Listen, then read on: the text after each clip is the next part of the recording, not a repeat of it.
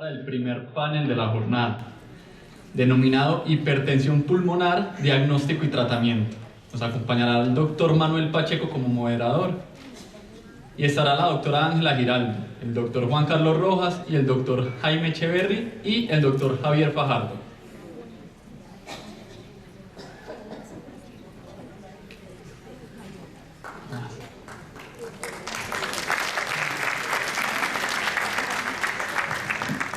Bueno, la verdad que para nosotros es un honor realmente poder participar de esta actividad y esta actividad con ustedes los pacientes. Así que crean que fue cuando nos contactaron a nosotros como neumólogos y nos invitaron a participar de esto, nos sentimos realmente como si fuera un homenaje la participación nuestra aquí, porque para nosotros lo más importante son ustedes. Así que sin ustedes nosotros no tendríamos un escenario. A nombre de las asociaciones científicas, a nombre de la Secretaría de Salud de Pereira, quien adicionalmente quiero decirle que la Secretaría se enteró de este evento y desde el principio estuvo muy motivada y muy interesada por participar, así que me comisionaron enviarles un mensaje desde la señora Secretaria de Salud y todo el equipo a decirles que ustedes cuentan con una ciudad que está preparada para poder ayudar y construir en todo en los temas de salud y por supuesto en hipertensión pulmonar. Asimismo, el grupo de neumólogos de la ciudad también muy motivado por trabajar. Ya conocen al doctor José Luis, no merece mayor presentación, es nuestro referente que nos ha acompañado todo el día. La doctora Ángela María también es compañera de trabajo, es neumóloga, es egresada inicialmente en medicina interna de aquí de la ciudad en la Universidad Tecnológica de Pereira, de donde también tenemos participación con estudiantes muy motivados por el tema de la hipertensión pulmonar, y es neumóloga formada en Bogotá en la Fundación Neumológica. Y tenemos nuestro invitado especial, el doctor Fajardo, también un gran amigo. Él es neumólogo, en este momento reside y trabaja en la ciudad de Bucaramanga, también con un grupo muy importante de pacientes de hipertensión pulmonar, formado en neumología también en la ciudad de Bogotá. Y mi nombre pues es Manuel Pacheco. Tengo el placer, como les dije al principio, de conocer a algunos de los que están acá. Algunos pues hemos tenido esa relación médico-paciente, así que de verdad a todos mis pacientes un inmenso abrazo y a ustedes nuevamente bienvenidos, lo mismo que a nuestra mesa de expertos que nos están acompañando. Básicamente vamos a hablar un poco del diagnóstico, entonces vamos a tratar de hacer es más como una mesa y una conversación al respecto, donde también nos gustaría que ustedes participaran. Vamos a hablar sobre, desde el principio, desde lo básico, cómo diagnosticar la enfermedad, y además la participación de ustedes es muy importante porque ustedes se van a volver o son ya referentes en sus comunidades sobre hipertensión pulmonar. Probablemente ustedes puedan detectar personas con síntomas que aún no están diagnosticadas y orientarlas en eso. Entonces queremos que ustedes se vuelvan también ejemplo de cómo ayudar a otros en el diagnóstico de la enfermedad. Probablemente algunos que apenas están empezando a caminar estos caminos no sepan qué es un cateterismo derecho, y ustedes ya, muchos de ustedes ya lo han vivido más de una vez algunos. Entonces probablemente puedan explicarle a otros qué es el cateterismo derecho. Por eso el valor de esta reunión es supremamente altísimo y estamos muy orgullosos de poder participar en ella. Así que creo que vamos a empezar desde lo inicial, desde lo básico. ¿Cómo podemos ayudarle a otra persona a entender que tiene posiblemente hipertensión pulmonar? Y entonces los médicos hablamos de unos signos y unos síntomas, y eso tiene que ver mucho con lo que la persona siente. Vamos a pensar desde ahí y a empezar a construir desde ahí. Entonces voy a darle la palabra a la doctora Ángela.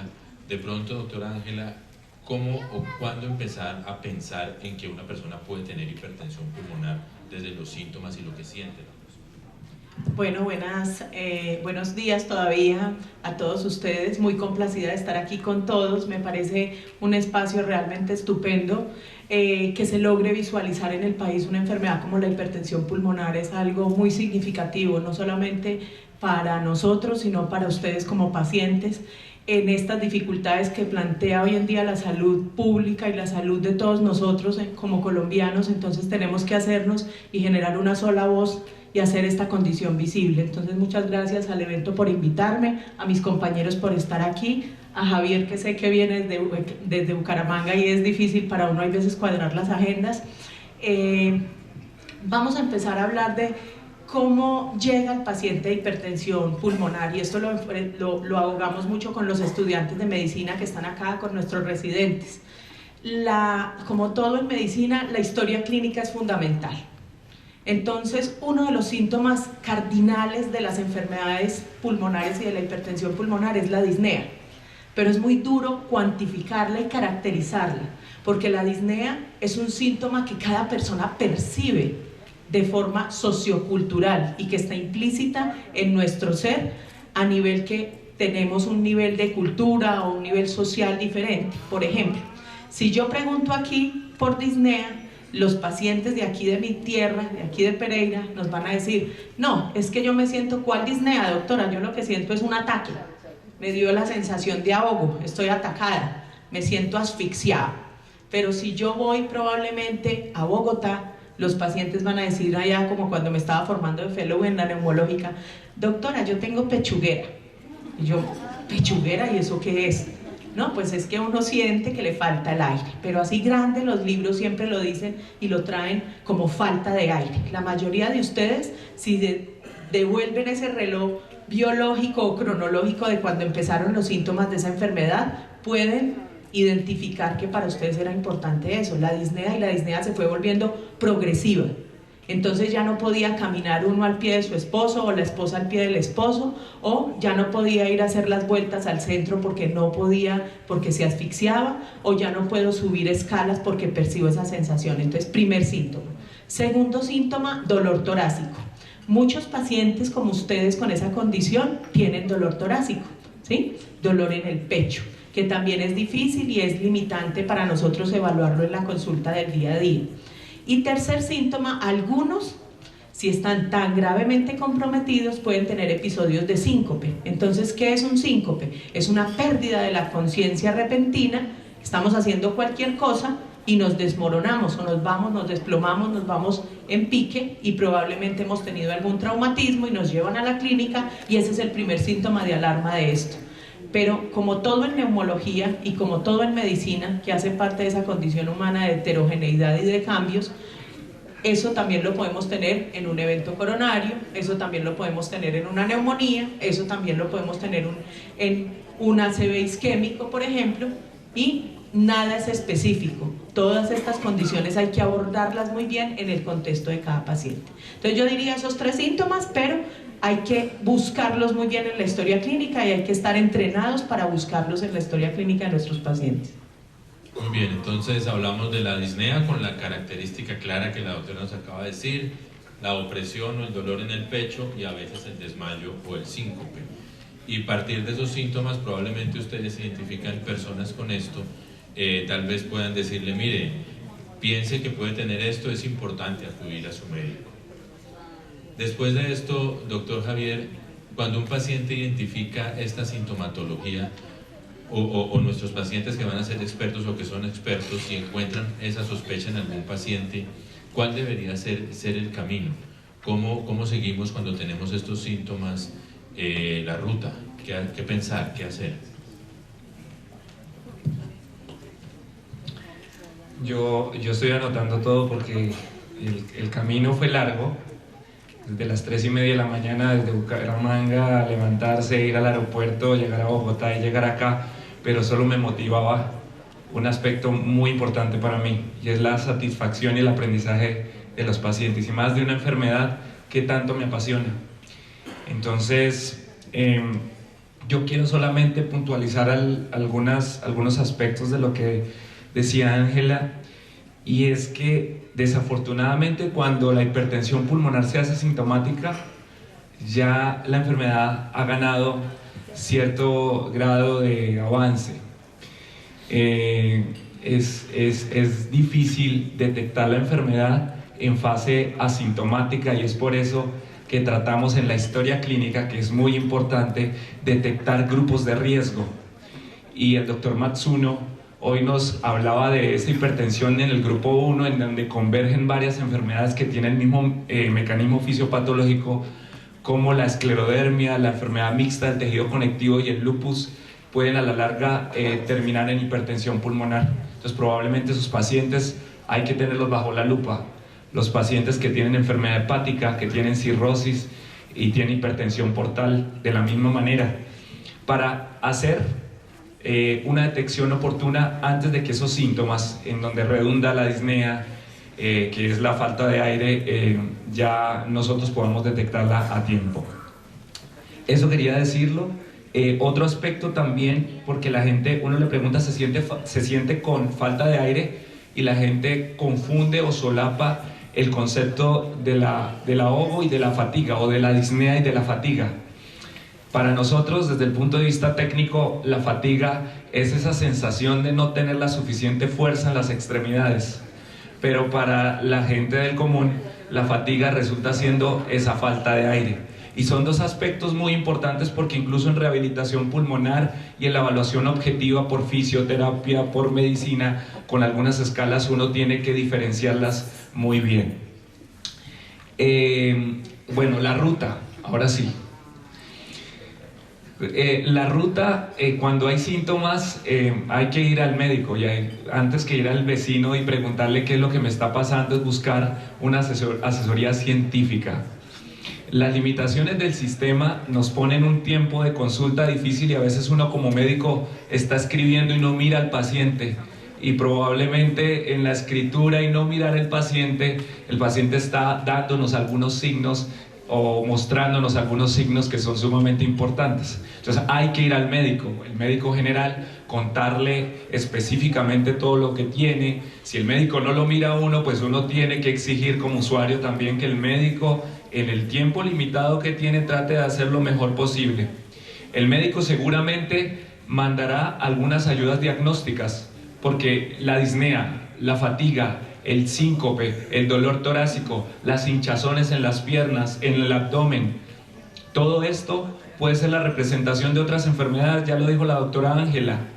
Y por eso es que muchos pacientes con hipertensión pulmonar llegan tardíamente al diagnóstico, porque pasan por gripa, por neumonía, por EPOC, por asma, por enfermedad coronaria, por enfermedad cardíaca diferente a la hipertensión pulmonar. Entonces seguro el médico, para aclarar esa hipótesis o ese amplio margen de diagnósticos, tendrá que mandar unos exámenes, dentro de los cuales el ecocardiograma transtorácico o el ecocardiograma, que puede también realizarse transesofágico, es como el primer eslabón o la entrada al diagnóstico. Doctor Javier, permítame ahí una pequeña pausa antes de seguir con la ruta, y vamos a explicar un poco mejor qué es un ecocardiograma. Veo a la doctora Diana Aristizábal, que también hace parte del equipo que trabaja con nosotros, neumóloga de la ciudad aquí en Respiremos. La invitamos para que nos acompañe unos minutos y nos ayude también desde su vista otras cosas.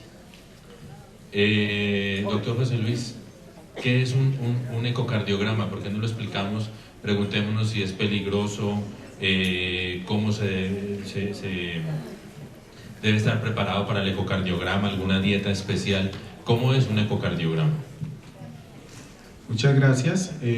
Bueno, el ecocardiograma, como su nombre lo indica, es un examen que utiliza ecografía para evaluar estructuralmente el corazón.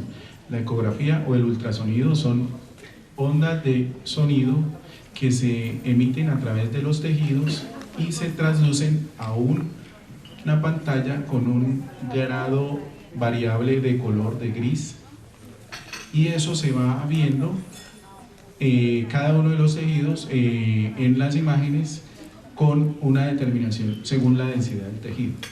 Luego utiliza el sonido para evaluar estructuralmente el corazón. Es un examen casi que no tiene ninguna contraindicación, se puede hacer en pacientes muy graves y en pacientes muy estables. No es un examen invasivo, no tienen que ponerle inyecciones ni ningún tipo de esas cosas, solo es aplicar un transductor sobre la pared torácica.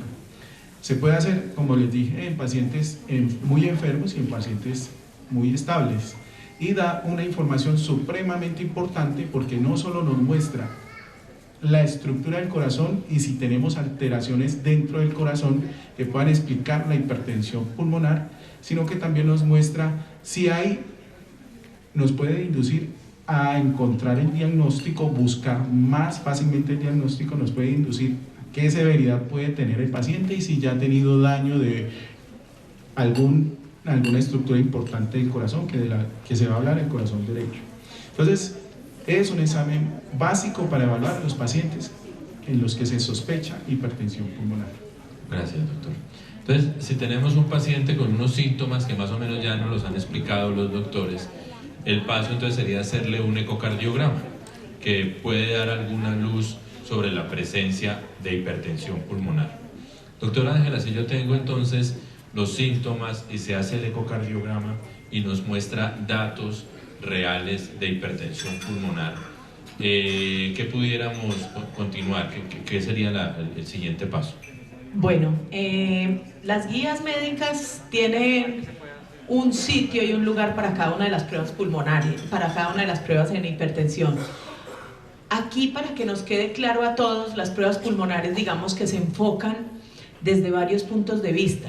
Cuando uno tiene disnea, puede tener comprometidos o falta de aire o falta de aliento, puede tener comprometido su sistema pulmonar, su sistema cardiovascular, el transportador del oxígeno, que es la sangre, o puede tener daños a nivel de los músculos.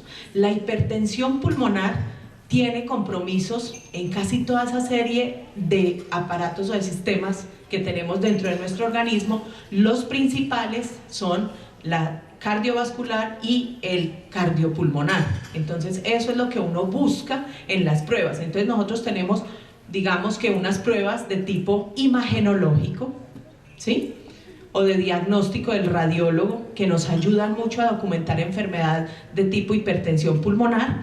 Tenemos unas pruebas de tipo cardiovascular, como el ecocardiograma que dice el doctor José Luis, y tenemos pruebas de tipo hemodinámico, que es el cateterismo cardíaco derecho, y tenemos, o el cateterismo cardíaco izquierdo, y tenemos pruebas de tipo respiratorio, que nos hablan de la función respiratoria. Necesitamos de esos 4 componentes en la gran mayoría de ustedes para poder hacer los diagnósticos, porque la hipertensión pulmonar no es una sola causa, son muchas causas que conllevan a ese gran síndrome que es hipertensión pulmonar. Entonces uno tiene, vámonos al esquema del ecocardiograma que arrancamos por ahí. El ecocardiograma, como decía el doctor José Luis, es una prueba en la cual el cardiólogo me indica cómo están las cavidades del corazón, cómo están los ventrículos, cómo están las aurículas, pero también me indica cómo están los flujos y cómo están las velocidades a través de unas compuertas, como si fuera este salón una aurícula y la puerta de ahí cómo están las válvulas cardíacas y cómo están los ventrículos, cómo están pasando la sangre y el gasto cardíaco a través de esas compuertas. Y nos muestra también los flujos a nivel de las arterias principales, como son la aorta y también el tronco de la pulmonar o la vena cava superior que llegan a nuestras aurículas. Entonces uno busca ciertos parámetros y esos parámetros se han ido perfeccionando en la literatura. Cuando uno lee, no es lo mismo los parámetros que decíamos, este paciente es hipertenso pulmonar, porque el ecocardiograma en el 2015 lo leíamos así y nos ayudaba para tal enfoque, a los parámetros que tenemos hoy en día. Entonces el cardiólogo nos da unas aproximaciones que nos hablan de la velocidad de regurgitación tricuspidea, nos hablan de cómo está el ventrículo derecho, cómo está la aurícula derecha, cómo está ese septo o esa división que hay entre el lado derecho y el lado izquierdo de nuestro corazón. Nos habla de una presión estimada en la arteria pulmonar sistólica que nos dice de forma indirecta si hay o no una sobrecarga de ese sistema vascular pulmonar que está viéndose reflejada atrás en ese sistema cardíaco del lado derecho. Yo siempre les digo a mis pacientes, uno tiene dos corazones, el del lado izquierdo y el del lado derecho, y el que es parcero mío es el del lado derecho, baja con los vasos y las arterias pulmonares, es el que me interesa a mí, porque eso lo vemos muy frecuente. Dicen, pero si a mí me han dicho que yo tengo coronarias sanas y que tengo el sistema del corazón del lado izquierdo normal, ¿por qué voy a estar enfermo del pulmón? Entonces hay que aprender eso. El sistema que estamos hablando en esta reunión son todos hallazgos del lado derecho en el ecocardiograma, a pesar de que una de las causas de hipertensión pulmonar grandes son las causas del vecino. Tener un mal vecino es estar muy mal. Si yo tengo un corazón del lado izquierdo enfermito, me va a enfermar el de enseguida. Nadie duerme con un equipo de sonido prendido a las 3 de la mañana, ¿cierto? Entonces esa es la segunda causa de hipertensión. Entonces, después de eso, y me estoy excediendo mucho aquí, Manuel sabe que yo hablo mucho, y todos ustedes no saben. se sientan sorprendidos. Eso, todos saben, todos Pero saben. bueno, Lo primero que me dicen en las charlas, que no me demore más de lo que tengo que La hablar. doctora está con buenos vecinos en este momento. Eso, Tiene eso, dos corazones, puede quererlos a los dos. eso. Nos estaba la doctora explicando muy bien lo que pasa con el corazón y el problema de la hipertensión arterial pulmonar. Entonces ya no se terminó de profundizar en la parte del ecocardiograma, pero algunas veces algunos pacientes les piden pruebas de función pulmonar, como la famosa espirometría, o otra prueba que se llama una difusión. No sé, doctora Diana, si nos puede contar cuál es el papel de esas pruebas en la hipertensión pulmonar. Entonces, pruebas de función pulmonar respiratorias ya enfocadas en un paciente con hipertensión pulmonar.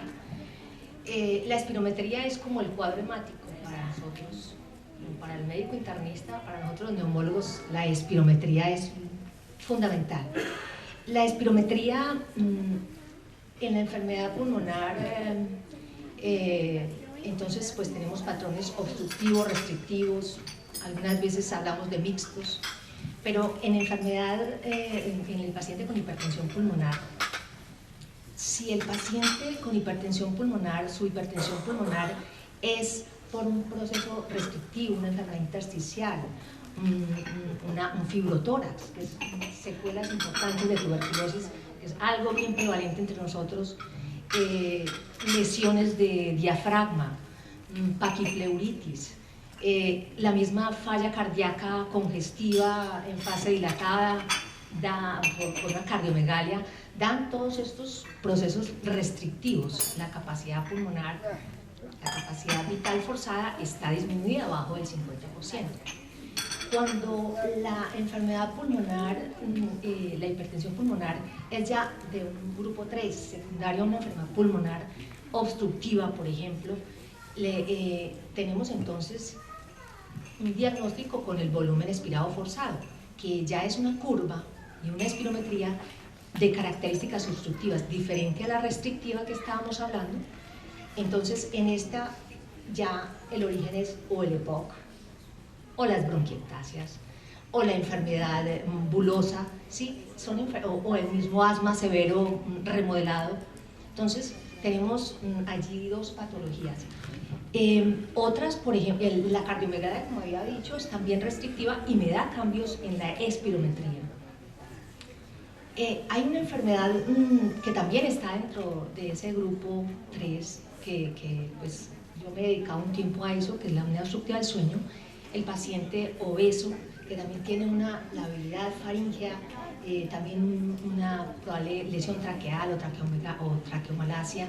Estos pacientes que también evolucionan a una hipertensión pulmonar, en general leve a moderada, la espirometría nos puede sugerir una disfunción laríngea. Entonces es en su curva expiratoria hay un flapping y también puede estar un poco obstructiva. Entonces aquí casi que el clínico ve esto que le estoy viendo que es como un cuadro hemático y empieza obviamente a sumar, como ya los expertos han dicho, clínica, examen físico, ecocardiograma, imágenes de tórax y obviamente hacer algunas medidas en su cuerpo, en el cuello, revisar orofaringe, ver cómo colapsa su faringe y estamos entonces ante una sospecha de que su hipertensión pulmonar leve a moderada, que le está dando el nivel de presión pulmonar por eco y también en el cateterismo, es de origen entonces de apnea obstructiva del sueño. Entonces miremos que la espirometría, pues, que es un elemento que lo tenemos en 20 minutos, nos puede abrir las puertas para pensar. La difusión de monóxido es muy importante cuando tenemos seguimiento, por ejemplo, en enfermedad enfermedad difusa, una fibrosis pulmonar, una hemorragia, una enfermedad pulmonar intersticial difusa, una hemorragia alveolar. Esa difusión, ya con el tiempo, obviamente como todos los estudios uno los hace a través del tiempo y los valora, pues nos va a decir, esta difusión está cayendo, está disminuyendo, entonces hay mayor fibrosis, hay una mayor hemorragia alveolar, y esto obviamente, como habían hablado antes, genera hipertensión en la arteria pulmonar. El ventrículo derecho empieza a dilatarse y empieza entonces a aparecer todos estos síntomas de hipertensión pulmonar. Muchas gracias, doctora. Hemos visto que empezamos con unos signos y unos síntomas y hacemos unas pruebas que nos van a ir acercando al diagnóstico, pero ya nos acaban de decir que hay muchas formas de hipertensión pulmonar. Y el doctor Matsuno esta mañana en su brillante conferencia nos mostró unos grupos. O sea que no todas las hipertensiones pulmonares son iguales. Doctor Fajardo, ¿cómo usamos esas pruebas para definir entonces cuál es la hipertensión pulmonar y si todas son iguales o realmente si hay diferentes formas de hipertensión pulmonar? La hipertensión pulmonar, como ustedes vieron, esos 5 grupos determinan el mecanismo fisiopatológico o un mecanismo fisiopatológico compartido en las diferentes enfermedades que estaban incluidas en cada grupo. Lo acaba de decir la doctora, más o menos el 70% de los pacientes que aparecen con hipertensión pulmonar tienen enfermedad del corazón izquierdo o valvulopatías.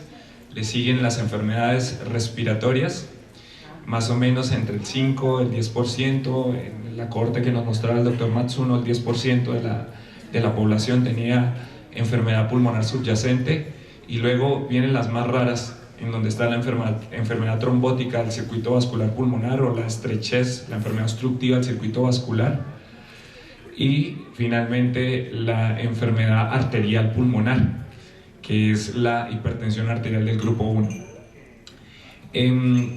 A veces yo voy a comentar la situación o voy a explicar con un caso que me pasó allá en una clínica de Bucaramanga, y fue que una vez nos llamaron a ver una paciente que tenía una disnea importante siendo asmática, estaba hospitalizada y llegó a emergencias y le hicieron una escanografía del tórax, y en la escanografía del tórax le encontraron un recogimiento pequeño del pulmón.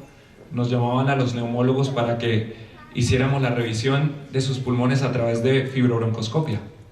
Entonces llegamos a ver a la paciente. Se trataba de una muchacha que vendía gafas ahí en la óptica de la clínica y era asmática y venía siendo vista por uno de los neumólogos de la ciudad por asma, y su asma estaba controlado según mencionaban, pero cuando uno le iba a preguntar cómo era su vida en realidad, su introducción a las actividades habituales, ella tenía cierto problema.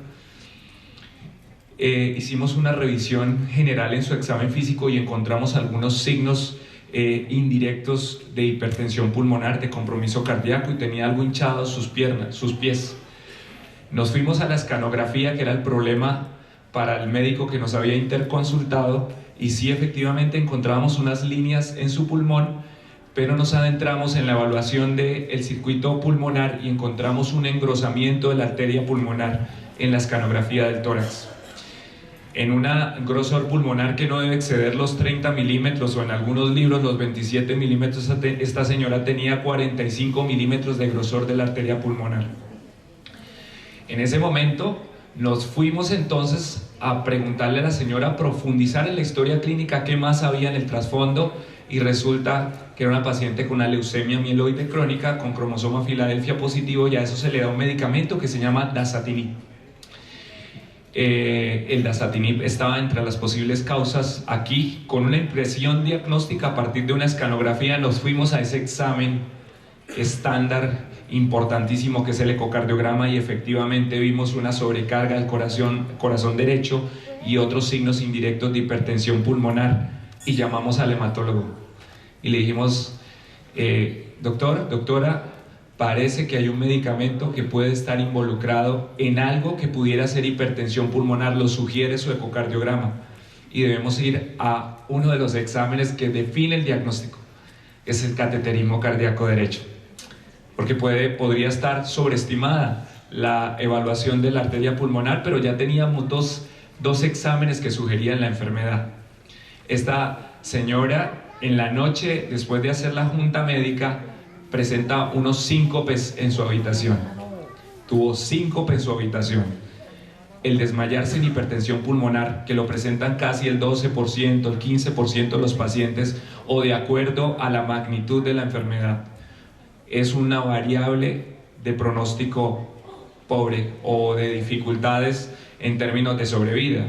Teníamos que actuar rápido y llevamos a esta paciente a cuidados intensivos, y a través de unos catéteres especiales en cuidados intensivos hicimos la estimación de esa alteración hemodinámica, y entonces acá teníamos efectivamente una hipertensión pulmonar que era explicada por un medicamento, y eso es una hipertensión pulmonar del grupo 1, y no es muy frecuente, pero hay algunos medicamentos que están asociados a la enfermedad. La hipertensión arterial pulmonar, arterial pulmonar idiopática, no hay causa identificada. A veces pueden haber mutaciones genéticas en donde la mutación del gen BMPR2, que está involucrado incluso en otras enfermedades respiratorias, tiene mucho que ver. La mutación de algunos canales, como los canales de potasio, la endoglina, algunas mutaciones que también tienen que ver con cáncer de pulmón, están asociadas también con la presentación de hipertensión pulmonar. Lo decía el doctor Matsuno esta mañana, y él hablaba del Brasil. En algunos países en donde la esquistosomiasis es endémica, y lo es así en Brasil, la hipertensión pulmonar del grupo 1 más frecuente allá es la esquistosomiasis, pero acá en Colombia también hemos tenido casos de esquistosomiasis hacia la orinoquía, porque ese esquistosoma se transmite por el consumo de algunos crustáceos que se encuentran en agua dulce en los ríos, en las riberas de los ríos. La gente va y coge esos caracoles y demás, y terminan contaminándose con este parásito. No he tenido yo el primer caso, pero sí referencia de algunos neumólogos en Bucaramanga. Acabamos de terminar el primer registro, una iniciativa que tocó sacarla desde la academia, que se llama el registro REINO, registro de pacientes con hipertensión pulmonar del nororiente colombiano, que en este momento alimenta la red de hipertensión arterial pulmonar de Colombia, que es una iniciativa que estamos trabajando incluso con algunos colegas acá del eje cafetero, de Medellín, de la costa, de Bogotá, y encontramos en nuestra cohorte que la causa más frecuente de hipertensión pulmonar, evaluamos grupo 1 y grupo 4, es decir, hipertensión arterial pulmonar y enfermedad obstructiva pulmonar. Para grupo 1 fueron las cardiopatías congénitas en Bucaramanga. Muy bien. Gracias. Entonces, bueno, ahí tenemos esta ruta, y el doctor con ese caso nos acaba de explicar por qué es importante hacer las pruebas y poder definir el tipo de hipertensión pulmonar. No todas las hipertensiones pulmonares son iguales, y cada una requiere una aproximación y un tratamiento diferente.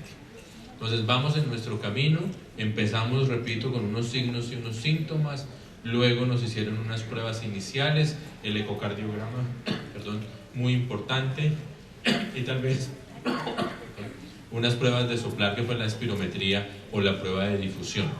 Hasta ahora la mayoría de estas pruebas no son invasivas, el paciente debe hacer el esfuerzo en la espirometría de soplar, pero más allá de eso no se requiere ninguna intervención, y con esas pruebas ya los médicos empiezan a definir si probablemente usted pueda tener una hipertensión del grupo 1, 2, 3 o 4 o 5, dependiendo de lo que se encuentre.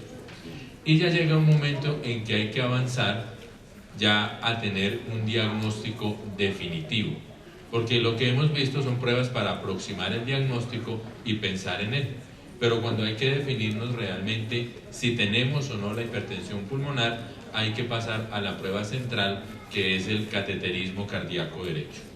Yo les quiero preguntar aquí o pedir que levanten la mano quienes les han hecho un cateterismo derecho. La mayoría de ustedes ya saben de lo que hablamos, gracias, y probablemente a muchos se lo hayan hecho más de una vez. Pero vamos a ver, doctor Blanco, si usted nos explica, porque algunas veces nos lo han hecho y no nos han explicado bien qué es y qué buscamos ahí. Entonces, ¿qué es el cateterismo derecho y por qué realmente es importante que tenga un cateterismo derecho y que se confirme el diagnóstico? Bueno, muy bien. Como ya hemos visto, la enfermedad tiene 5 grandes grupos. Cada grupo tiene unos subtipos y por eso el diagnóstico de la enfermedad requiere un proceso ordenado y progresivo de descarte de patologías. Lo primero que se descarta, como ya han escuchado de los doctores, enfermedades cardíacas, enfermedades pulmonares. Luego pasamos a descartar enfermedades que sea formación de coágulos y que tapen las arterias pulmonares con otros estudios, y a partir de ahí descartamos también patologías infecciosas asociadas a enfermedad hipertensiva pulmonar. Y en este punto, ya teniendo la posibilidad de llegar a confirmar el diagnóstico, se realiza el cateterismo cardíaco derecho. En el común de las personas, por la mayor prevalencia de la enfermedad coronaria izquierda, casi todo el mundo conoce el cateterismo izquierdo y asume que las dos procedimientos son muy similares, pero aunque se llaman casi igual, son dos condiciones muy diferentes. El cateterismo cardíaco derecho básicamente es buscar canalizar una vena que generalmente se accede por el cuello, para llegar a través de esa vena por un catéter especial a alcanzar la circulación pulmonar. Se debe llegar a la cava superior, pasar a las venas pulmonares, pasar a la circulación pulmonar y pasar a la circulación pulmonar directamente a medir tanto presiones como es el funcionamiento hemodinámico de esa circulación cardiopulmonar. ¿Y por qué es tan importante? Porque es que no podemos tener certeza de que un paciente tiene hipertensión pulmonar si no tenemos un cateterismo cardíaco derecho. Aparte de eso, el cateterismo nos sirve también para clasificar la severidad de la presión del compromiso de la arteria pulmonar. La definición de hipertensión pulmonar mundial es una presión arterial media mayor de 25. Bueno, eso viene cambiando, pero para no enredarlos ahorita, por el momento lo dejamos en 25. Ya se viene bajando a otros niveles, pero a la mayoría de ustedes los han diagnosticado con presión media pulmonar de 25 milímetros de mercurio, y eso se puede medir directamente y exactamente es por cateterismo.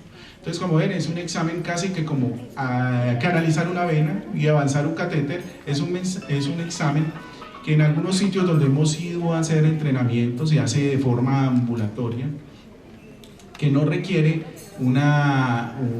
digamos que una logística demasiado grande, pero sí requiere un entrenamiento para poder hacer bien las maniobras de medición de la presión arterial pulmonar y de todas las mediciones que debe tener el cateterismo. Parte de la presión pulmonar sistólica, diastólica y media, se debe medir resistencias vasculares, se debe medir la cuña pulmonar, que es una medición que se hace con un procedimiento especial, y otras mediciones como índice cardíaco, como otros tipos de mediciones un poco más técnicas, que ya nos dan un panorama completo de poder clasificar al paciente si tiene una hipertensión pulmonar de un tipo o de otro. También podemos tener hipertensiones precapilares y postcapilares, que también nos ayudan a definir la posibilidad de evaluación siguiente y de diagnóstico y de manejo adicional del paciente. ¿Listo? Muchas gracias. Doctor Ángel, entonces seguimos en este camino, ya hemos adelantado un poco. Estamos un par de minutos fuera del horario, pero vamos ya a ir puntualizando. El almuerzo ya está que llega, así que tranquilos. Doctor Ángela, ya se ha hecho... Eso de puntualizando me lo está llevando. Ya se ha hecho parte del camino, ¿cierto? Ya el doctor José Luis nos habló del cateterismo derecho, muchos ya lo conocen. y ya tenemos definido los grupos. ¿Cuáles son los grupos de hipertensión pulmonar que se benefician de unos tratamientos específicos para la hipertensión pulmonar? ¿Y cómo haríamos eso? Bueno, muy bien. Antes, dos palabras, déjamelas decir. Del cateterismo cardíaco derecho es la prueba definitiva o la prueba reina con la que yo establezco todos esos cambios hemodinámicos que están pasando en ese sistema vascular pulmonar. Recuerden que esto habla de hipertensión pulmonar. ¿Listo? Entonces, la mayoría de nuestros pacientes con hipertensión pulmonar deben ir a un cateterismo para poder agruparlos de forma clara y concisa en cada uno de los grupos, ¿sí? Sabiendo que el mayor es el mal vecino, el del lado izquierdo, ¿sí? Entonces hay que hacer el diagnóstico. No estoy señalando a José Luis, no piensen en eso, que José Luis y yo somos compañeros desde medicina interna. Entonces, esa es la manera más importante o el papel más importante de ese cateterismo, porque muchos de ustedes son pacientes en los cuales uno no sabe o si tiene una sola causa o si es un paciente que tiene dos posibilidades diagnósticas del grupo 2, pero también tiene algo del grupo 3. Es un paciente que tiene, sí, una esclerodermia y tiene mucha estructuralidad pulmonar en la tomografía, pero también puede ser un paciente del grupo 1 porque tiene esclerodermia y esa está ubicada dentro del grupo 1. Entonces, cuando yo tengo esa duda diagnóstica, el cateterismo me acaba de aclarar la situación. Bueno, pasemos al tratamiento. Digamos que los medicamentos para la hipertensión pulmonar se han agrupado también según su mecanismo de acción y los efectos que producen en nuestro organismo. Los vasodilatadores pulmonares han tenido un esquema muy grande y han sido estudiados de forma clara en los pacientes del grupo 1, ¿sí? Últimamente existen otros tipos de terapias, como por ejemplo el Riociguat. Alguno de ustedes estará aquí tomando ese medicamento, exactamente, y corresponden grandemente al desarrollo que se conoce por todo lo que nos genere fenómenos obstructivos dentro de la vía vascular pulmonar. Entonces, los pacientes del grupo 4, ¿sí? En los cuales tengo el diagnóstico a través de un examen que no hemos dicho aquí, la angiotomografía, o la arteriografía, o la gammagrafía de perfusión y ventilación pulmonar, ¿sí? Entonces, miren cómo cada uno de los medicamentos va sirviendo en un esquema, o muchos de los medicamentos sirven para varios tipos de hipertensión pulmonar. Dentro del cateterismo también hacemos en un grupo de pacientes la respuesta a los calcioantagonistas, que es importante, o el test de vasorreactividad. No se lo hacemos a todos, solamente entre el 10 y el 30% de los pacientes, para mirar a quién le sirven ese tipo de medicamentos. Hay otro grupo importante, los inhibidores de la fosfodiesterasa, el sildenafil, el tadalafil, que les sirven a otros grupos importantes. Pero cuando yo tengo un paciente, por ejemplo, en el cual el daño o la causa es el ventrículo izquierdo, tiene una enfermedad coronaria, tiene una valvulopatía, tiene un infarto de miocardio o tiene una enfermedad coronaria sin control, yo tengo que tratar, que serían los del grupo 2, tengo que tratar a ese mal vecino, al ventrículo del lado izquierdo, a ver qué es lo que está pasando, o a esa válvula. Si tengo un paciente que tiene una enfermedad pulmonar severa, como la fibrosis pulmonar, o como los pacientes que tienen enfermedades intersticiales como la esclerodermia, y tiene bastante estructuralidad, tengo que tratar primero el pulmón, antes de irme a tratar la vasculatura pulmonar. Los pacientes del grupo 3 necesitan oxígeno antes que cualquier otro tipo de fármaco y de tratamiento, ¿sí? Yo sé que aquí nos traen mucho las industrias farmacéuticas, pero la vasoconstricción hipóxica es la causa primaria de los fenómenos que se suceden en los pacientes con hipertensión del grupo 3. Y cuando prescribimos oxígeno, yo les digo a mis estudiantes, ¿ustedes saben prescribir oxígeno? Sí. A ver, ¿cómo lo prescriben? No, pues que se lo ponga cuando él lo necesite. Primer error, ¿sí o no? ¿Cuánto usamos el oxígeno todos los que usan oxígeno acá? Más de 12 o más de 15 horas, y son estudios desde 1980, que ahorita no tenemos estudios nuevos para enfermedades específicas, pero cuando yo tengo hipertensión pulmonar, tengo que utilizar el oxígeno y tengo que ser ordenado con eso. Hablemos y salgámonos un poquito, Manuel, y deme 2 minutos nada más. No todo es fármacos. las terapias no farmacológicas en ustedes también son importantes. El aprender y el empoderarse de esta enfermedad es muy importante para los pacientes. La terapia o la rehabilitación cardiopulmonar es otra terapia no farmacológica, donde los tenemos en un nicho cautivos a ustedes durante 3 meses, 36 sesiones, y hablamos y conocen otros casos y el paciente aprende su automanejo y su autodeterminación sobre la enfermedad. Y eso muchas veces es mejor que cualquier otra terapia farmacológica o que cualquier otro tipo de intervención. Entonces vemos cómo los pacientes tienen tratamiento farmacológico, pero también tratamientos no farmacológicos que son tan válidos como los farmacológicos. Muy bien, la rehabilitación sí que es importante y baja también la presión como algunos medicamentos. Eso vale la pena también que revisemos ese aspecto.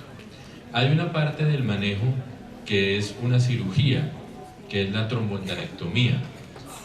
Doctora Diana, ¿esa cirugía es para todos, para qué grupo de hipertensión pulmonar? ¿En qué grupo se beneficia de esa cirugía específicamente? La enfermedad tromboembólica crónica, básicamente hipertensión pulmonar asociada a tromboembolismo pulmonar crónico, que se requiere una alta sospecha clínica. Ahora hablaba Ángela, hay que entonces hacer el angioTAC de arterias pulmonares, definir dónde están los trombos, si son periféricos, si son centrales. Hay realmente muchos estudios que nos definen dónde están estos, cómo son, cuál es la anatomía, cuál es la morfología de estos trombos. Existe la enfermedad tromboembólica aguda, en las que o se tromboliza o se hace una tromboendarterectomía, igualmente a través de, o una trombectomía, a través de un catéter, se extrae ese trombo que se formó dentro de la arteria pulmonar y que está poniendo en riesgo la vida de la persona.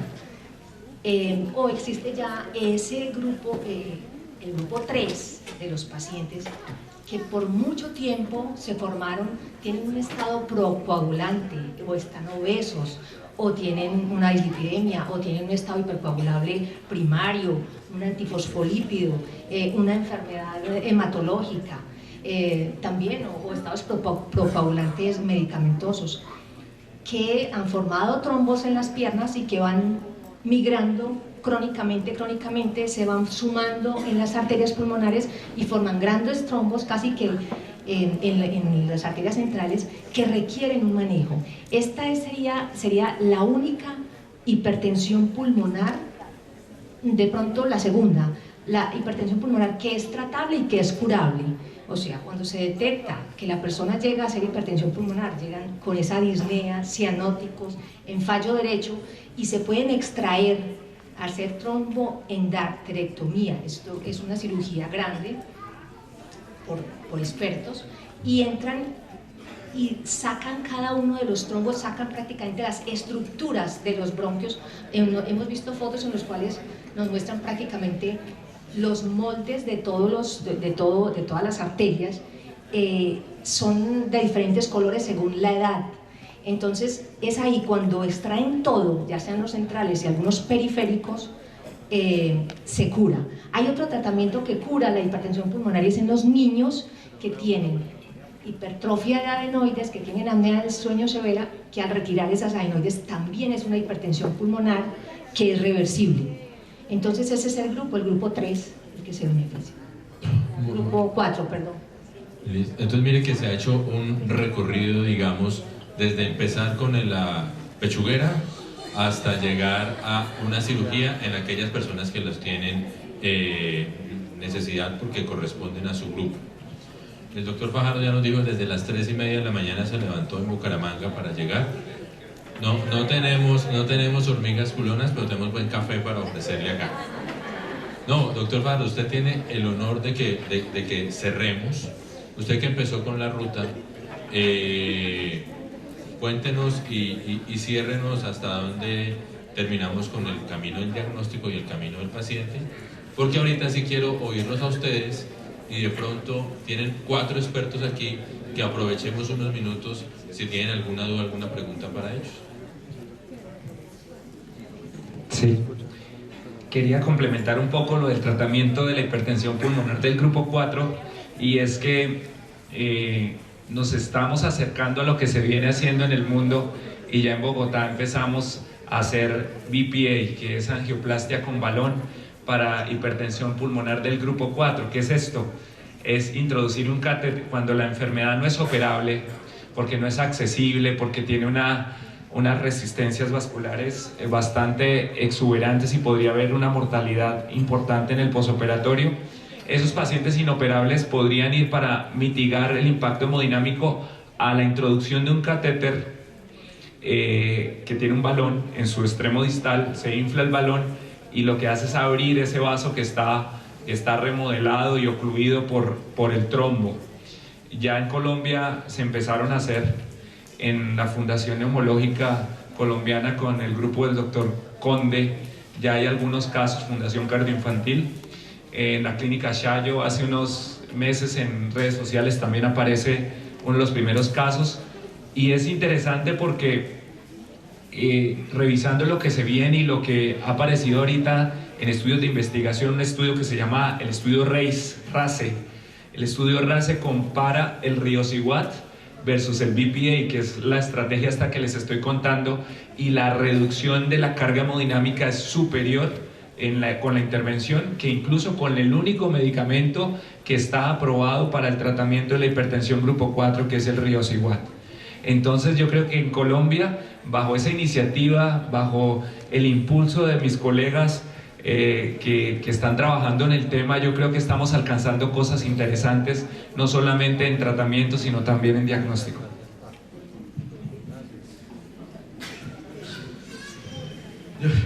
Yo quiero resaltar una situación que se presenta en Colombia, que no se presenta en la mayoría de los pacientes de países de Latinoamérica, y es que en Colombia tenemos el abanico casi completo de todas las terapéuticas farmacológicas que hay en el mundo para hipertensión pulmonar. Aunque el sistema de salud colombiano tiene sus limitaciones y sus problemas, disponemos de casi todo el abanico de opciones terapéuticas farmacológicas que no tienen otros países en Latinoamérica. Entonces es un punto importante a resaltar. Bueno, yo creo que ahí quedamos. Vamos a ver las preguntas. Aquí ya tenemos la primera. Tenemos la primera pregunta.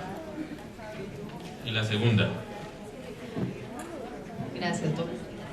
Bueno, primero que todo, darles gracias por siempre estar tan atentos a nuestra enfermedad, a nuestra patología, a los investigadores, a los médicos tratantes y pues a la red de Fundem y Tejido Azul. Pero pues ahorita decía el doctor que nos indicaba la ruta de cómo para diagnosticarnos. Pero, doc, nosotros como pacientes, lo que usted decía, somos expertos. Somos los más expertos en conocer esa ruta. Qué bueno que sería que Fundem, Tejido Azul, los médicos, los investigadores, llamasen a las EPS, se hiciera este congreso con nuestras EPS. ¿Por qué? Porque nosotros estamos ensanduchados. Ya bastante es como nuestra enfermedad para estar en las EPS donde no nos autorizan con tiempo, con efectividad para podernos diagnosticar. Después de que estamos diagnosticados, nuestros medicamentos son de supremamente alto costo, donde primero no se nos venden los medicamentos, no los encontramos en la farmacia. Medicamento Riociguat, 11.700.000, la cajita por un mes. El más intentan, yo mensualmente a mi EPS, mensualmente estoy como entre 25 y 26 millones de pesos. Es más caro el medicamento así que se nos haga algo radical. Estamos luchando con el doctor Pacheco para que se nos autorice desde hace 2 años una consulta con el grupo de trasplante. Con el grupo de trasplante yo veía que teníamos colaboración de Cardiovid, pero Cardiovid, si no consignaron nuestra EPS, 1.200 millones de pesos, no nos dan la consulta. Qué bueno sería hacer una red, que así como hacen las EPS con los diabéticos, con los de hipertensión arterial, hombre, nos tengan así. Esto es un llamado que vamos a estar en el tercer congreso. Ojalá que esto se nos llegue y se nos diga, vea, no nos toque luchar ahora con temas, nos toca aprender sobre la enfermedad y sobre derecho. Nos toca aprender sobre derecho, porque nos toca todo por medio de tutela, por medio de desacato, y ni siquiera aún así, ni siquiera aún así. Qué rico, yo le doy gracias hoy a mi entidad, que yo llamé al director de Sanidad de la Policía Nacional y le dije, mayor, hay un congreso, yo quiero que por favor me ayude, vaya, porque también hay otro tema, que los médicos generales, apenas nosotros llegamos, nos ven como pan de bono maluco, no nos saben qué hacer. Ese es otro llamado, por favor, de los neumólogos. Nosotros llegamos y menos mal que nosotros estamos muy expertos en nuestra enfermedad, porque han llegado médicos que no saben ni qué hacer con nosotros, o otros que llegan a entubar de una vez, a entubarnos. Gracias, porque de todas maneras nosotros conocemos nuestra enfermedad y hemos logrado, por lo menos yo no he podido, no me he dejado entubar y llega el doctor Pacheco y me salva, porque eso es lo que ha pasado.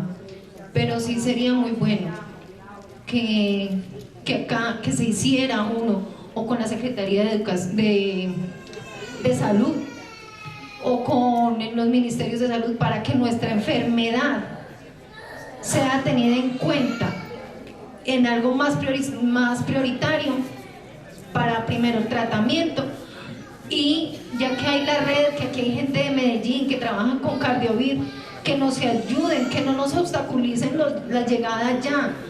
Mire, estamos necesitando, yo personalmente tengo hipertensión pulmonar severa y un ductus arterioso persistente, que ahorita se cree que es un trasplante de pulmón y luego el de corazón. ¿Dónde?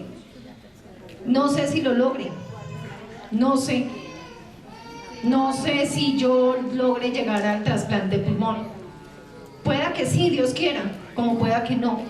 Esto es para nuestras futuras generaciones, para los que vienen detrás de nosotros, que creamos conciencia desde los médicos, pues los médicos nos han estudiado y nos dicen lo que debemos hacer, pero de aquí este llamado es EPS, que se concienticen, que por favor hagan sus contratos y gestionen. Muy amables y muchísimas gracias.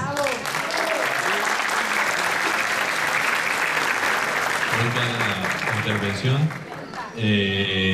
definitivamente hay muchas barreras. Yo sé que desde varios elementos, sé que desde la Secretaría de Salud están muy interesados en apoyar, pero por supuesto tenemos muchas barreras que resolver. Doctor José Luis. Bueno, yo quiero hacer una corta intervención sobre el tema que aclaró nuestra paciente, muy conocida por todo el servicio, toda su historia. Ustedes, cada uno de ustedes tiene una historia que, como dijo la doctora, son héroes, porque cada uno tiene una lucha personal y familiar con una enfermedad grave, rara, que muy pocas personas entienden bien y conocen bien cómo se maneja, y que ante sus aseguradores son, digamos que, vistos como los patitos feos. ¿Por qué? Porque pues son pacientes costosos, pacientes complejos, que no se van a curar hasta ahora en muchas de sus condiciones. Entonces se ven, digamos que, muchas barreras, pero este evento es organizado desde pacientes, para que ustedes que están sentados ahí hagan redes, hagan contactos, se reúnan, se tomen teléfonos, se formen grupos. En el eje cafetero no tenemos grupo todavía de pacientes con hipertensión pulmonar, Y esa era la intención de que ustedes estuviesen en Pereira en estos momentos, en este sitio, en este evento. Por eso se desarrolló en este evento. Va a haber un espacio en la tarde donde se va a hablar con los aseguradores. Se invitaron también a los aseguradores, a las secretarías de salud. Vamos a ver una parte desde el aseguramiento, cómo se ve la enfermedad, para que, digamos que veamos que algunas cosas se están haciendo, no es perfecto, y no voy a decir que es perfecto, pero ya con este tipo de procesos, ustedes se están haciendo visibles ante los aseguradores y están logrando las asociaciones y los grupos de pacientes poder interpretar sus necesidades y exponérselas al ministerio. Entonces, eso lo vamos a tener también en la tarde. Bueno, como les había dicho, mi nombre es Marta Tobar, vengo de Cartagena, con el sacrificio más grande, con mi sobrina. ¡Te queremos!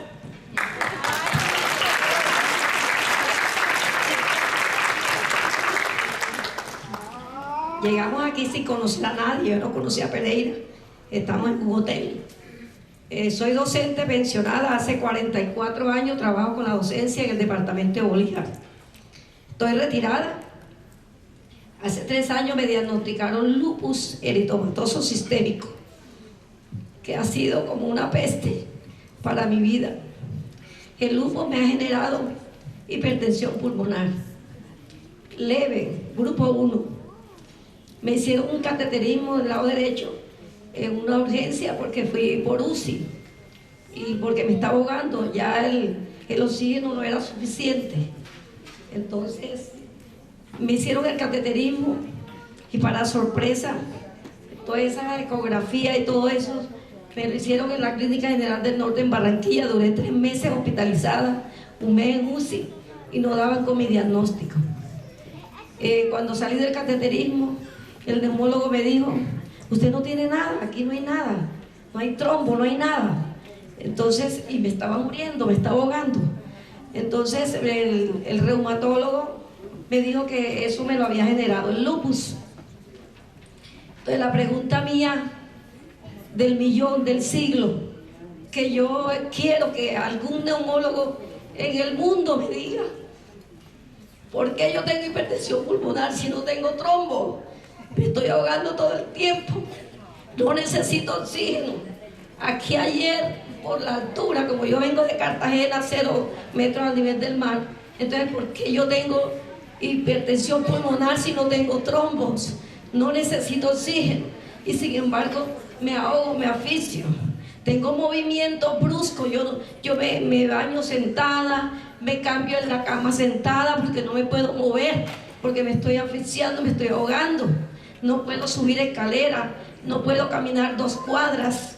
Tengo que vivir en aire acondicionado con una temperatura 34 grados en mi casa, que pago 400.000 pesos de luz porque me estoy ahogando.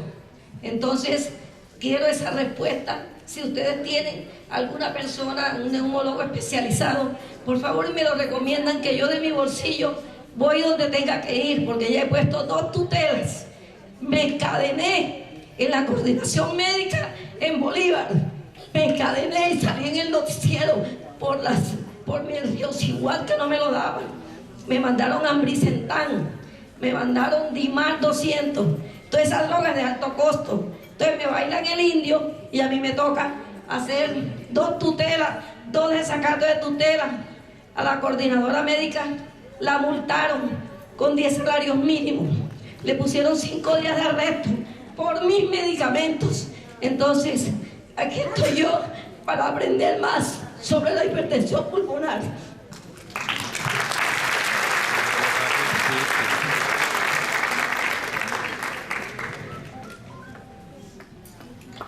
Señora Carmen,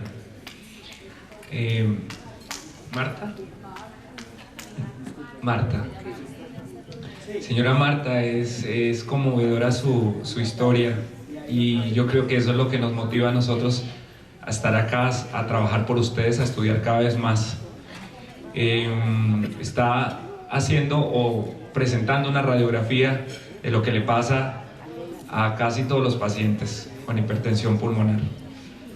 Tengo una buena noticia para usted y es que en Cartagena hay colegas que incluso están haciendo su maestría en hipertensión pulmonar y son bien conocedores del tema. Y dentro de eso le puedo decir que la doctora Lucila Flores es conocedora del tema y no sabría con qué EPS trabaja, pero si quiere al final podemos hablar y yo le comentaré su caso a ella. El lupus, como lo dijimos, es una de las causas de hipertensión arterial pulmonar, básicamente porque el mecanismo es que se producen unos autoanticuerpos que lesionan el endotelio vascular, que es el forro de adentro de los vasos, y eso hace que haya una disregulación en la producción de algunas sustancias que constriñen los vasos.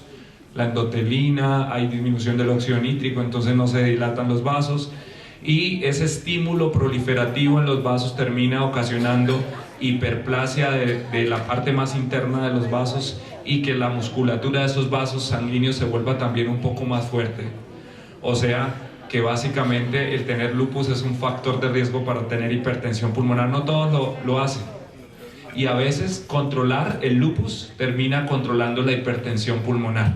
Y algunos pacientes que llegan en malas condiciones en su debut del lupus, debutan con enfermedad arterial pulmonar y función cardíaca severa. Creo que el doctor Pacheco nos mostraba un artículo hace 2 años, año y medio, en donde nos presentaba un artículo que acababa de salir recientemente y hablaba de las principales causas de consulta a emergencias de los pacientes con hipertensión pulmonar. Y él nos hablaba de una nemotecnia crash, en donde, bueno, es en inglés, la C hace referencia a chest pain, o sea, dolor torácico, la R a falla del ventrículo derecho, la A a arritmias, la S a síncope o sepsis y la H hemoptisis. Y casi que todos los pacientes que uno ve en emergencias debutando con hipertensión pulmonar llegan por falla cardíaca derecha, y hemos visto muchos pacientes con lupus que llegan con falla derecha, se trata el lupus y mejoran ostensiblemente. Pero el paciente que por cateterismo cardíaco, como es su caso, ya se ha definido el diagnóstico, deben entrar en una terapia específica como usted la tiene, y creo que el riociguat unido a un antagonista de los receptores de la endotelina, y en este caso usted hablaba de ambrisentan, si no estoy mal, riociguat ambrisentan es una muy buena estrategia, y creo que el que lo está haciendo de la mejor manera. Pero algo divino que decía la doctora Ángela, que la aprecio también bastante y es conocedora del tema, es que si nos quedamos solo en el tratamiento farmacológico vasoselectivo de la hipertensión pulmonar, no estamos haciendo el 100%, y hay que sumarle las otras estrategias que ya bien se han comentado acá.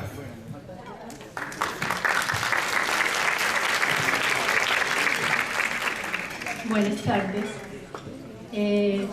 Soy una paciente con hipertensión pulmonar primaria. Llevo muchos años con el diagnóstico.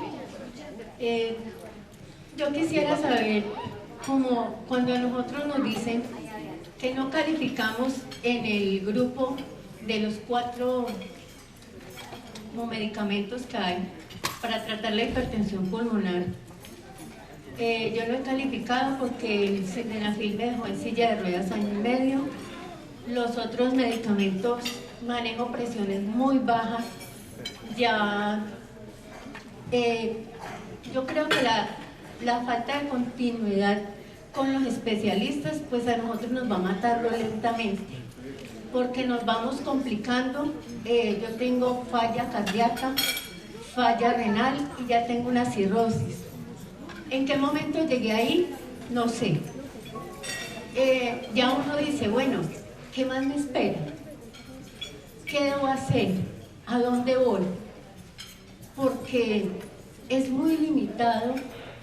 A mí me hacen una paracentesis mensual porque tengo ascitis, supuestamente porque todo es suposición por falla cardíaca. A mí me hacen una paracentesis mensual. Llegar a hacer una paracentesis en una clínica, los que pertenecemos a Medimás, es como ir, y qué pena la expresión, como pedir limosna.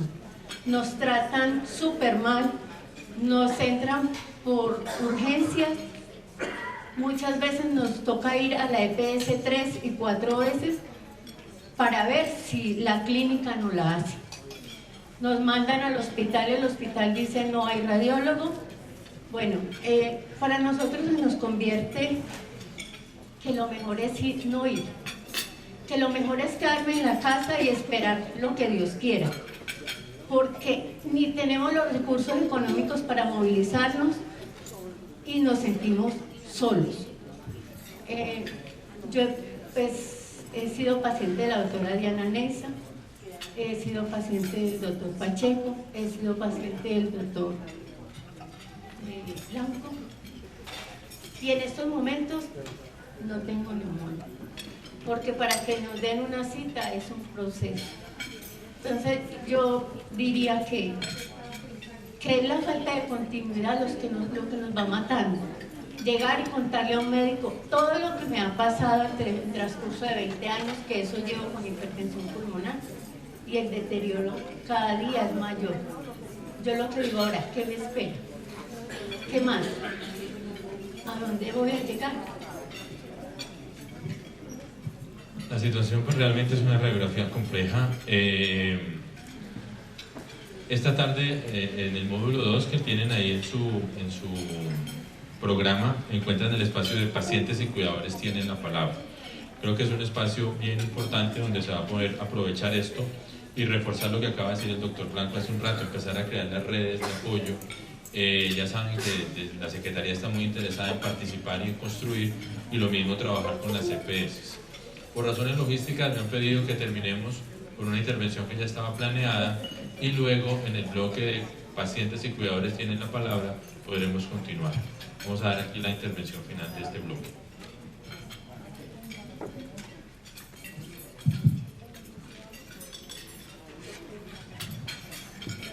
Buenas tardes a todos. Gracias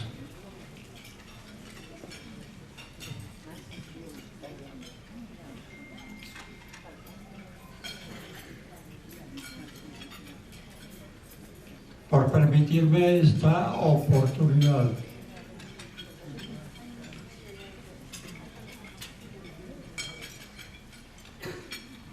Mi situación no es diferente a lo que ya han expresado los compañeros.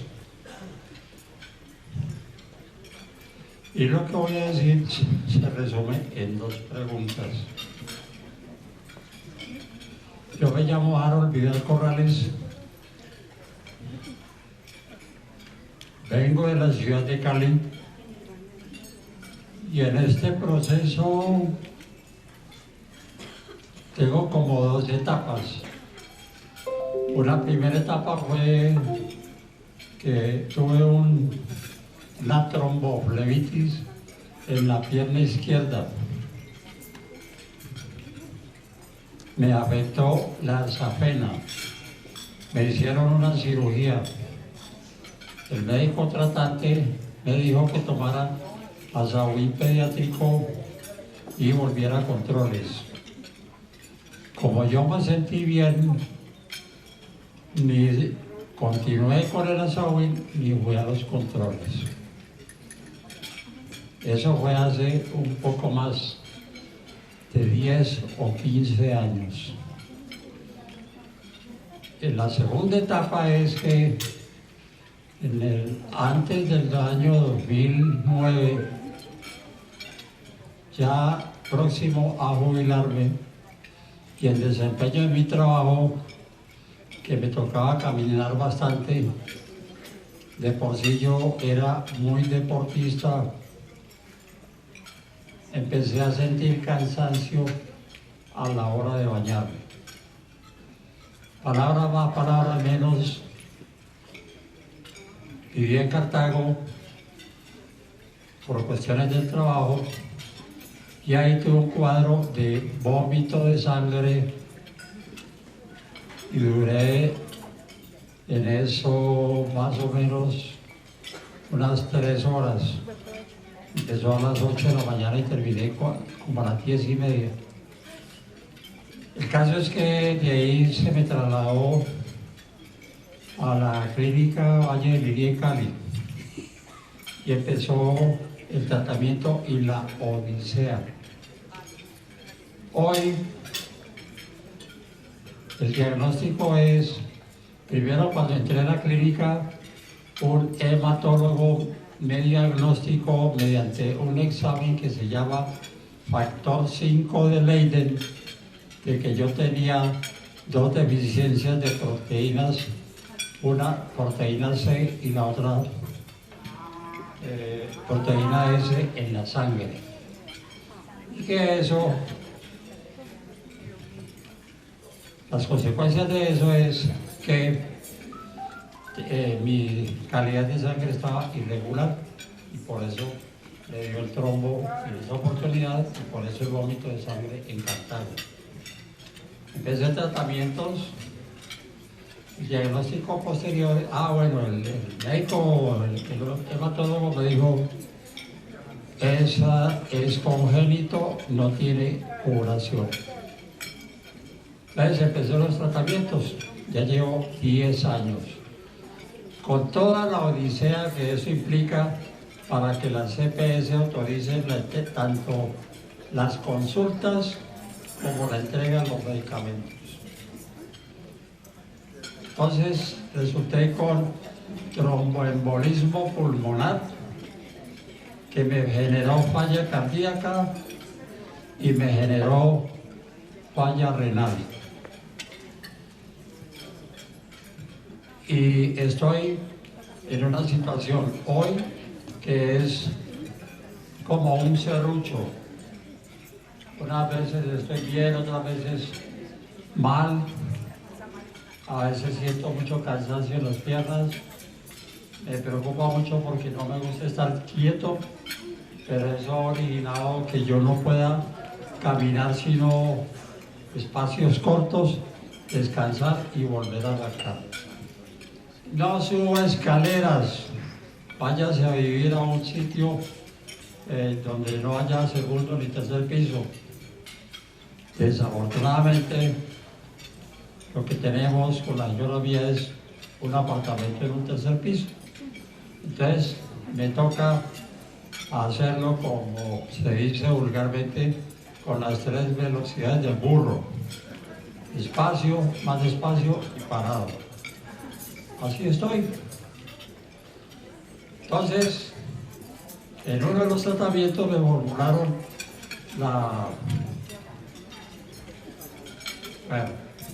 en uno de los espacios me formaron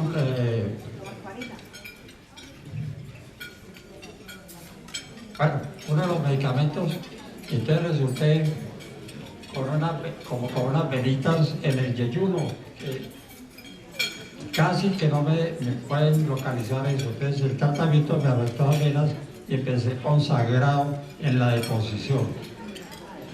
Entonces el resultado de eso fue, señora, no hay nada que hacer, llévese a su esposo para su casa y hágale tratamientos paliativos. Hoy estoy en tratamiento por el riociguat. Y las dos preguntas son, me han propuesto que tome oxígeno líquido. Yo le he consultado a uno de los médicos tratantes y la respuesta fue negativa. Entonces la traslado a ustedes. Y la otra es que yo acudí a la medicina alternativa y estoy en tratamiento con un médico homeópata de Cartago que formula unos medicamentos hechos en Alemania y son unas gotas.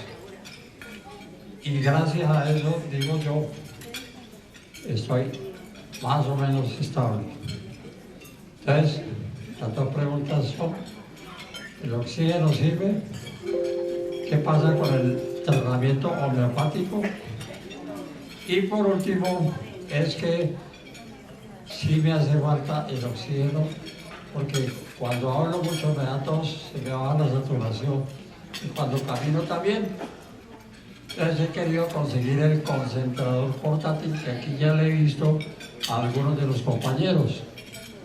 pero no sé si hay un proveedor aquí, porque consultando en los Estados Unidos se consigue, pero vale, a mí me dijeron 12 millones de pesos. Entonces, esas son las perlas que tenía para ustedes. Muchas gracias y que Dios les bendiga. Gracias por la participación. Con esta respuesta cerramos. Ya el doctor Blanco va a contestar las preguntas. De verdad que muchas gracias por su participación y por habernos invitado. Un aplauso para ustedes. Bueno, yo les quiero responder las preguntas. Primero, digamos que son preguntas muy específicas de su manejo que deben ser resueltas principalmente por sus médicos tratantes. Yo le puedo orientar y le podemos orientar sobre algo. Los pacientes con hipertensión pulmonar necesitan algunos oxígeno casi todo el día y otros una parte del día. Asumo que en su condición y con las complicaciones ya requiere oxígeno permanente, pero el oxígeno se debe dosificar. No es que usted deba tener la saturación de oxígeno y la medición de presión arterial de oxígeno por gases igualita a la de una persona normal, no. Los pacientes con hipertensión pulmonar ya cuando tienen cierta tolerancia a ciertos grados de hipoxemia, pues disminución de la saturación de oxígeno en la sangre y pueden manejar ciertos grados de niveles que no son los que manejan las personas comunes y corrientes. Pero eso se define con sus exámenes, con su historia y con su seguimiento gasimétrico. El oxígeno líquido tiene unas indicaciones propias y específicas y habría que revisarlas en una consulta adecuada. Sí, algunos pacientes, como usted los ve acá, requieren ya concentradores portátiles, sobre todo porque son personas que ya no pueden siquiera dar un paso sin que se desaturen profundamente. Entonces, en ese caso sí tocaría utilizar un método de suministro de oxígeno que le permita mantener un suministro 24 horas, aún para dirigirse a actividades en cualquier parte. Digamos que dentro de las terapéuticas no convencionales, o sea, medicamentos homeopáticos y ese tipo de medicamentos, nosotros no podríamos hacerte una recomendación específica porque todas las decisiones clínicas que tomamos son basadas en la evidencia, ¿sí? Y dentro de la evidencia no hay ninguna evidencia. De hecho, ya las asociaciones europeas y americanas han dado recomendaciones en contra de usar terapias alternativas en diferentes enfermedades, aún respiratorias. Entonces, yo no le recomendaría que siguiera con esas terapias y que se apegaran solo al manejo de un médico que conozca su historia y que haga el seguimiento. ¿Listo? Y con esto terminamos este bloque. Muchas gracias a sus preguntas y disfruten de la cena.